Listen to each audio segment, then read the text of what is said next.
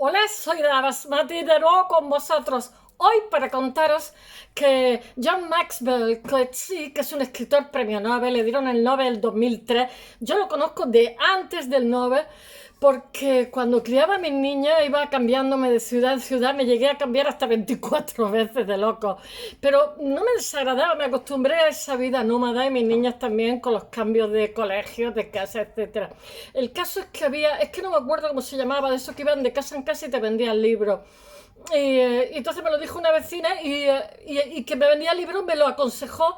Estábamos en pleno apartheid y este señor iba en contra, él era hijo, no sé si hijo o nieto, no sé si el abuelo tenía una finca gigantesca, bueno, que era gente pudiente y desde pequeñito había estado acostumbrado a que en esa finca se había criado con muchísimos trabajadores en Sudáfrica.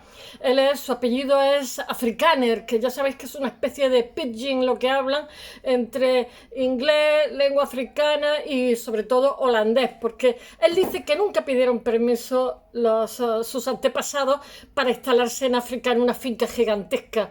Y él cuenta muchas experiencias. De hecho, hace unos años, él de pequeñito, vamos, de adolescente, fotografiaba, tenía una cámara mala, pero fotografiaba a los trabajadores de su padre o de su abuelo y decía que le resultaba más interesante que estar con su familia. Y entonces, en un momento determinado, lo revelaba él mismo, se encontraron eso y han sido publicados. Este señor John Maxwell Coetzee, que tiene, no sé, lo que tendrá como 19 o 20 obras escritas, él adora al Quijote nuestro y no habla español y dice que la próxima vez que vuelva a España lo hará hablando español. Y de hecho, su última obra, El Polaco, ha intentado, cuando se tradujo primero al español, que se tradujera del español al resto de lenguas del mundo. Y dijeron las editoriales, que eran inglesas, claro, bueno, norteamericanas, dijeron, se traduce del inglés, pero dice que él lo intentó, porque dice que no le gusta el inglés. Él habla varias lenguas. Ahora mismo, a partir de... se enfrentó frontalmente a la apartheid y vive ahora mismo en Adelaida. Él dice que tampoco los ingleses pidieron permiso para instalarse en Australia. Él dice que él sí pidió permiso para ir allí, pero que es una barbaridad cómo se trata a los inmigrantes, es una barbaridad, como él dice que lo ha visto en directo y es brutal, simplemente brutal. Sudáfrica es una maravilla, bellísima, pero me imagino que él hizo lo suficiente enemigos como para cambiar de... Él dijo que no quería volver allí y me parece que en 2006 o cosas así, o en 2002 se mudó de país de punta a punta porque bueno, es una persona, es muy interesante, siempre ha sido un hombre protesta, no sé cómo decir, no está de acuerdo con las cosas y además las razona. Entonces resulta que el Prado ha organizado, lo he titulado Coetzee escribe el Prado, ha organizado a través de la Fundación Loewe unas jornadas por las cuales trae a diferentes personalidades, diferentes escritores de renombre y los invita a estar una residencia que se llama, no sé si son 3 meses o cosas así. Nuestro John Maxwell Coetzee vino, porque el apellido es impronunciable, es holandés, vino el 19 de junio y desde entonces, él es matemático de profesión, tengo que decir ya para acabar la síntesis de lo que es su persona, ¿no? Él tiene una formación bestial de filología inglesa y matemática. De hecho, él durante bastante tiempo se fue a Inglaterra, luego a Estados Unidos, se ganó la vida en IBM como programador, etcétera. Tiene formación de matemático, pero después ha estado trabajando como profesor, y no sé si como catedrático, en literatura inglesa. Y su tesis doctoral fue, ¿cómo se llama? El de Waiting for Godot. Samuel Beckett, no sé, a través de algoritmos, o sea, una cosa que lo matematizó. Súper interesante. Bueno, y con este señor voy a intentar hacer una pequeña reflexión. He estado leyendo 200.000 artículos, todos vienen a decir lo mismo. Entonces, lo que le han pedido es que haga una rueda de prensa y escriba un artículo que va a salir, es su cometido, en una revista que no me acuerdo cómo se llama. Entonces, él ha ido a través del Prado, podía ir donde le diera la gana. O sea, en zonas privadas, en zonas de restauración, él tenía acceso a todo, podía entrar a la hora que quisiera y estar el tiempo que quisiera. Y él lo ha hecho. Lo que pasa es que el tiempo que está en el Prado, pues al principio ha sido acompañado por el especialista, me parece que no sé si en pintura holandesa, que habla perfectamente inglés, y el director Salomir, que es valenciano, que creo que también se desenvuelve bien con el inglés, y ha sido, digamos, acompañado por ellos, pero después ha estado deambulando solo, ha pasado días y horas dando vueltas por el Prado, viendo qué le apetecía más, qué le gustaba más, porque yo siempre digo que en las cuestiones de pintura, por favor, hay que ser visceral. Nada de que te tiene que gustar lo que te dicen que te tiene que gustar, sino que te guste lo que te gusta, porque a cada persona, no sabemos por qué, nos gustan cosas distintas y mejor, porque sería muy aburrido que nos gustara todo lo mismo. Y entonces eso es lo que él ha hecho. Él ha dado una rueda de prensa y lo que se ha valido mucho es de su, primero hablar en español, porque es una persona muy educada, muy correcta, se ha aprendido con un discursillo en español, así un poco churro, pero dice que la próxima vez que venga, y este tiene la cabeza dura. Yo hace años estuve leyendo artículos de él, me llamó la atención que tenía en su casa, era súper deportista, hacía maratones, pero dice que en un momento dado se iba haciendo mayor y ya le aburría un poco y se había lesionado una rodilla. Entonces lo que hizo fue, se hizo una casilla de, como una calle de piscina olímpica, pero solo una, en su casa. Y me parece que la tenía cubierta con, y tenía, ¿cómo se llama? No sé si energía solar, algo así. Entonces todos los días nadaba yo no sé cuántos largos. Estaba fuerte, fuerte, porque decía que pasaba tanto rato sentado que se había cansado ya de correr y entonces ya decía que la natación era como más completa. Y ha llegado a los 83 años en bastante buen estado. Está delgadito, está apretado, no sé, que sea un hombre guapo, pero la verdad es que está, yo pienso que lo lleva bien, los 83, está muy derecho, no está torcido.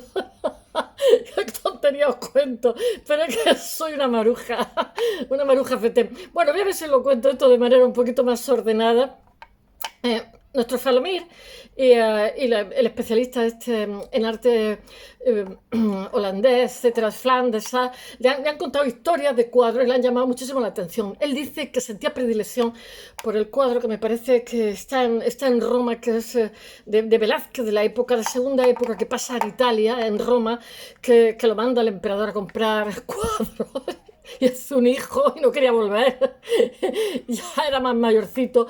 Y era, me parece que es Inocencio X, que tiene obsesión Bacon con él, con este cuadro, porque dice que tiene una mirada que es tremenda, ¿no? Y él dice que las imágenes, eso de que una imagen vale más que 1000 palabras, que la imagen es un soporte más mentiroso que las palabras. Bueno, él tiene unas obras que son muy conocidas, por lo menos yo las he leído. Me parece que tiene 19 o 20 obras, pero él dice que, bueno, las más conocidas, por lo menos las que yo conozco, son De Gracia y Esperando a los Bárbaros. Eso recuerda a Waiting for Godot, pero Waiting for Barbarians. I don't know how it is in English. Bueno, John Maxwell Coetzee, 83 años, nació en Ciudad del Cabo en el año 1940 y tiene entre sus motivos Premio Nobel 2003 de Literatura porque arremetió tan fuerte desde su literatura contra el apartheid de Sudáfrica que lo convirtió en algo universal. Es un ser humano bueno. Defendió a los débiles, que es lo que hay que hacer desde el arte. Bueno, estos días que estamos con lo de Francia, cada vez que digo algo en internet me comen a palo. Ya me mandan anuncios. Bueno, a él le encanta, está explorando el Prado, la está explorando solo. Además, comía en la cantina el menú baratillo de los trabajadores. A mí lo que me encanta de los grandes es que son súper sencillos. O sea, cuanto más mediocre, más le gusta la pompa, el boato y tal. Sin embargo, la gente que ha llegado al techo, más alto techo, pues son capaces de sentarse en una acera, comerse el menú de los trabajadores, de la cantina, del personal, etcétera. Y se ha pasado horas y se ha pasado días hasta que ha llegado a una serie de conclusiones que ha puesto, que se ha hecho un vídeo público donde se ha hecho una presentación con su traductora del español, que tiene un apellido, que es argentina, tiene un apellido griego, Sanopoulos, me recuerda a un personaje de Tintín. Bueno, a ver si lo cuento. Os cuento el artículo este que he leído, es súper interesante. He leído lo menos 10 o 20 artículos, no sé, muchísimo, pero ya llega un momento en que como los periodistas se copian unos a otros, tanto que digo, bueno, si estoy leyendo lo mismo todo el rato, simplemente están variando el orden. Bueno, Él ha estado explorando las salas del Museo del Prado y por galerías, corredores, ha estado viendo, le ha llamado mucho la atención la de Picasso y el Greco, porque Picasso, su referente, ya os lo conté, que era el Greco. Y ha estado por corredores al encuentro del Bosco. Tenemos la mejor colección del mundo del Bosco, porque a Felipe II le encantaba, me parece que al emperador Carlos I también. Bueno, tenemos una colección del Greco, aunque a Felipe II no le gustaba ni verlo, el pobre intentó ser pintor de corte, pero era nuestro Greco, ya lo he contado en otras ocasiones, era una mezcla tan demoníaca de nacionalidades. Me parece, era cretense, pero a su vez tiene formación veneciana, a su vez formación romana, pero a su vez formación española, y entonces el resultado es un resultado singular, original, pero demasiado original y demasiado singular para la España católica, fanática de la época, en fin. Pero él vino al abrigo de que se estaba haciendo el Escorial y bueno, pero no le gustó al rey, le pareció un flipado y simplemente es maravilloso y además retrata una época. Después está también Patinir, que ha estado viéndolo, está viendo Velázquez, está viendo Georges de Latour, en fin, ha estado viéndolo todo en busca del Pasmo de Sicilia, 1515, conocido como La caída en el camino del Calvario de Rafael, que este cuadro le pasó de todo y su taller, quizás la pieza que le haya pasado más cosas dentro de lo que es el Prado y que quizás es la preferida de nuestro Coetzee, John Maxwell Coetzee, o Coetzee, no sé cómo se dice, porque como es neerlandés, africano de raíz, tiene 50.000 consonantes. Bueno, esta obra, que os he dicho, Rafael sobrevive a un naufragio cuando en el siglo XVI fue trasladada de Roma a Sicilia, pero después, un siglo después, llega a España en 1661 por orden de Felipe IV y permanece en los Reales Alcázares, que se prende en fuego. Esta obra que os estoy contando, que le ha pasado de todo, y fue rescatado de milagro, porque allí se perdió, era una pinacoteca gigante de los reyes, fue rescatado del incendio milagrosamente en 1774, pero después, al siglo siguiente, llegaron las tropas de Napoleón a principios del siglo XIX y lo robaron. Y lo secuestraron, como tantos, y después volvió a los 100 años. A los 100 años después, menos mal que volvió. O sea, es un milagro, simplemente volvió en 1882. Después de reclamarle a Francia lo que no está escrito, porque llenaron el Louvre a base de mangar a italianos, a españoles, a nosotros se llevaron a dos manos. Con deciros que se llevaron tanto que no podían ni con ellos y se dejaron cosas por ahí. Bueno, no es extraño, y todo eso lo cuentan los episodios nacionales Benito Pérez Galdós, que es el nexo que hay de la novela, es que vengo de literatura, entre Cervantes, engancha con Galdós, que está al siglo XVII, hoy al siglo XIX, que es el grandísimo novelista también. Nos va a contar en los episodios nacionales todo lo que ocurrió con las tropas francesas, la cantidad de desvarío. Bueno, no es extraño que una obra tan zarandeada para arriba, para abajo, casi un milagro de resistencia, esté entre las predilectas de Coetzee, porque él también ha sido un nómada que ha sido zarandeado de arriba abajo, porque le ha pasado de todo. Bueno, este escritor es sudafricano, que es premio Nobel en 2003, como os he dicho, llegó a Madrid desde Perth, Australia. Él vive en Adelaida, con escala en Qatar, el 19 de junio pasado, para pasar una residencia que puede ser hasta de 3 meses, pero que él la ha dejado como en 15 días aproximadamente. Él dijo que el día 4 de julio o el 3 de julio que daría una rueda de prensa, ha escrito un artículo, etc. Es una residencia, o sea, un tiempo que te tienen allí, te mantienen para que tú hagas una serie de cosas. Aceptó estrenar este ciclo de los proyectos de la pinacoteca que se llama, de residencia, que se llama Escribir el Prado, que es una aventura que impulsa la Fundación Loewe y la revista Granta. Todo lo que se publica va a ser publicado en Granta, con la meta de que algunos escritores y escritoras invitados desarrollen un texto sobre la estancia, qué es lo que le ha gustado, qué es lo que le ha traído, qué es lo que le ha desagradado, todo vale. Hay libertad total sobre el museo, sobre algunas obras que pueblan el museo. El museo me parece que tiene ahora mismo, no sé si son 4, me parece que son 6 exposiciones, tiene muchas exposiciones en estos momentos. Obras de, tengo que hablaros de otra más, de 2 más que se me van a pasar. Obras de las que aloja sobre todo un artista, sobre una sombra, un destello, da igual, le ha dado, o sea, el Museo del Prado da libertad total. Y Coetzee, John Maxwell Maxwell Coetzee aceptó la invitación. Ha tenido durante 3 semanas total asesor de Prado. O sea, el Prado le ha blindado que, bueno, enseñarle todo, que vaya solo, que haga lo que le dé la gana. Él ha podido acceder a la oficina, al taller de restauración. Tengo que leeros, dice el Prado, me parece. Desde que llegó se le ha implicado en la vida del museo. La restauración, él podía entrar donde quisiera. El primer recorrido lo hizo solo. Después con el director, Miguel Falomir, y con el jefe de área de conservación de pintura flamenca y Escuela del Norte, Alejandro Vergara. Otros días a su manera, mezclándose con el público, sin rozarse. Y en todas las horas, paseando el Prado solo, lo ha reconocido una persona que es nuestro vigilante. Tiene un vigilante en el Prado que es escritor, que se llama Mohamed El Morabet, que también es escritor, ha publicado una novela en Galaxia Gutenberg que se llama El invierno de los jilgueros. El guardia jurado, pues, claro, pues tiene que vivir todos los meses, tendrá chiquillos en los colegios y cosas de estas, de escritor se vive poco. Bueno, si alguien más descubre que ese individuo así tan serio y tal, de pelo y perilla, está bien conservado, blanca, y Lola de tu quinta, flaco, con perfil de Quetzal, es el autor de Esperando a los bárbaros, Desgracia o Diario de un Balaño. Tiene una obra que es muy conocida. No dijo nada, dice Coetzee se ha implicado, esto lo dice el Prado, en el día a día del museo con un empeño casi de becario. Comía en la cantina con los trabajadores, preguntaba, paseaba, observaba con muchísima concentración. Ya os digo que es matemático, ¿eh? Lo que salga... Hay bastante gente de ciencias, porque me estoy acordando en este momento el túnel de Sábato. Sábato era un químico que vino con una beca al Pasteur y se hizo escritor. Ya. Sí. Y lo que pasa con los matemáticos y todo esto es que son poco palabreros, son muy concisos en la forma que tienen. Bueno, en el arte cabe todo y cada uno tiene su gracia. Lo que salga de esta estancia, el texto sobre la experiencia de habitar la Pinacoteca, lo publicará la revista que os he dicho, Granta. Y van a ver, después de él va a haber más gente. Algunas de las claves de lo que está esa pieza quedaron apuntadas en el diálogo que Coetzee mantuvo ayer en el museo con el auditorio, le preguntaron cosas, y tenía también su traductora al español, que era la argentina Mariana Dinopoulos, que es la conversación. Tenía una pregunta abierta formulada así por Coetzee. Dice, lo que me ocupa esta tarde como artista es reflexionar. Dice que la próxima vez vendrá hablando español, que lo promete. Lo que me preocupa esta tarde como artista es reflexionar sobre si podemos dar un paso más y pasar de la interpretación de la imagen a su traducción, trasladar la imagen a la palabra y que éstas sean sustitutivas de la imagen. ¿Es posible? La primera respuesta parece clara, no. Pero la imagen, bueno, los conceptuales usan mucho la palabra, que sustituye a la imagen.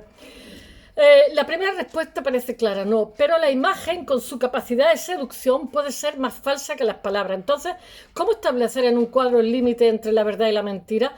¿El lenguaje de las imágenes es el lenguaje de la verdad? La respuesta es, de nuevo, no. La imagen no es el objeto en sí.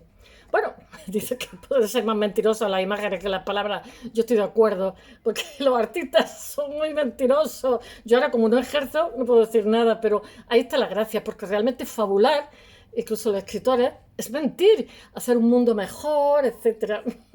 Bueno, pero eso nos mejora la vida también, y además nos suspende, etcétera. Bueno, alrededor de esta encrucijada, Coetzee lo que hace es proyectar en una pantalla 3 o 4 obras que le han llamado la atención, de pintura, mirada, la Torre de Babel, etcétera, miradas, palabras que colisionan. Primero fabula con la Torre de Babel, que es de 1563, que es una preciosidad, que es de Bruegel.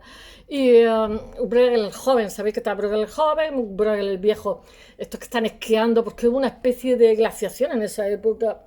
Parte de los fondos de la Kunsthistorie de Viena, dice, la arrogancia, dice nuestro Coetzee, dice, la arrogancia está en el fracaso de la torre simbólica. Alguien aspiró a levantar una estructura que llegase al cielo, que desafiase a Dios. El castigo por tanta soberbia fue hacer que los hombres hablasen en distintas lenguas, generando el caos. Si hubiésemos permanecido sumisos ante Dios, todos hablaríamos en el lenguaje del Edén, donde las cosas disfrutaban de sus nombres verdaderos. Bueno, ese es el principio de la palabra, dice, el principio de la confusión, el principio de lo incalculable, idiomas contra idiomas, palabras contra palabras, millones de palabras en distintas lenguas para decir lo mismo.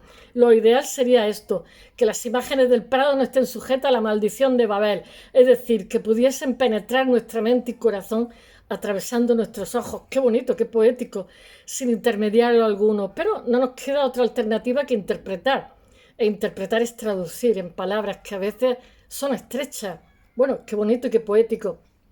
De ahí sale la curiosidad disparadísima, casi a la obsesión de Coetzee por la traducción. Traducción, ya sabéis, en inglés, en italiano, traduttore traditore, traductor traidor.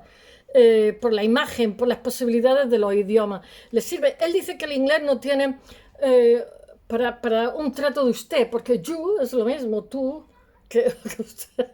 Dice que no le gusta. Le sirven unas cuantas obras del Prado y de fuera del Prado para ver la relación entre el arte práctico y esas palabras que casi lo dicen todo. En San Jerónimo, leyendo 1627, 1629, él ha proyectado unas cuantas imágenes que le han encantado, de Georges de la Tour, o el joven leyendo una carta de Vermeer de Delft. ¿Cómo no? ¿Cómo no? Dice, el peso de las palabras condiciona también las imágenes. Ojo, y tanto los textos que hay al lado.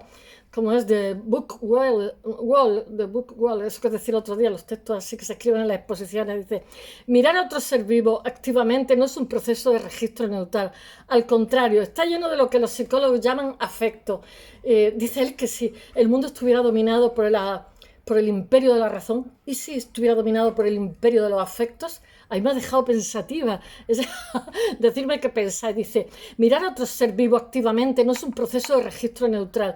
Al contrario, está lleno de lo que los psicólogos llaman afecto y nosotros definimos sentimientos. Por eso mirar no es solo mirar, da igual a una obra que una persona, sino saber sentir lo que nos sucede delante de ellos, lo que esa traducción de la imagen en palabras nos descubre, nos evoca, nos revela. Pero Coetzee propone más obras intraducibles, por ejemplo, el retrato del Papa Inocencio X, que os he dicho, que es de 1650, de cuando nuestro Velázquez lo mandan a comprar obra a Roma, se echa una novia, tiene un hijo y está felicísimo y no quiere volver. Y el rey le manda un recado diciendo que vuelva ya.